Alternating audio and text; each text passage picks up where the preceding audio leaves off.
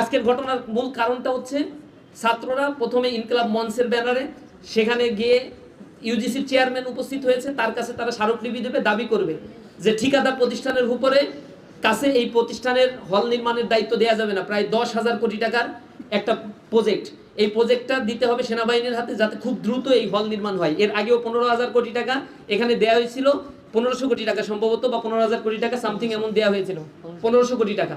সেটা তৎকালীন সময়ের যারা যে ভিসি ছিল, আওয়ামী লীগের যুবলীগের ভিসি ছিল, সেই ভিসি সেটা পুরো টাকাটাই মেরে খেয়ে ফেলছে।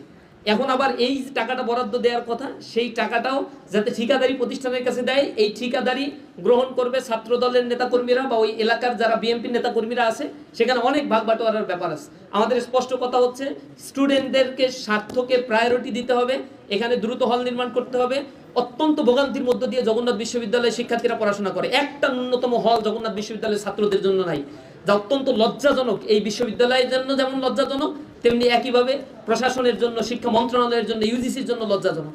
এই জায়গা থেকে যখন বরাদ্দ দেওয়া হচ্ছে, শিক্ষার্থীরা সেভারাল টাইম আন্দোলন করে যেই টাকাটা স্যাংশন করেছে, সেই টাকাটা এখন ঠিকাদারি প্রতিষ্ঠানের মাধ্যমে ছাত্রদল যুবদলের ভাগ বাটোয়ারার বস্তুতে পরিণত কেন করা হইল না? এই জন্য কোনো উস্কানি ছাড়াই আজকে আমাদের নেতাকর্মীদের উপরে, যক্ষণ নেতাকর্মীদের উপরে হামলা করা হইল। সুতরাং আমরা এখানে বলতে চাই, তাদের যে চরিত্র এখন দেখা দিয়েছে, এটা কোনো ছাত্রবান্ধব কোনো চরিত্র না।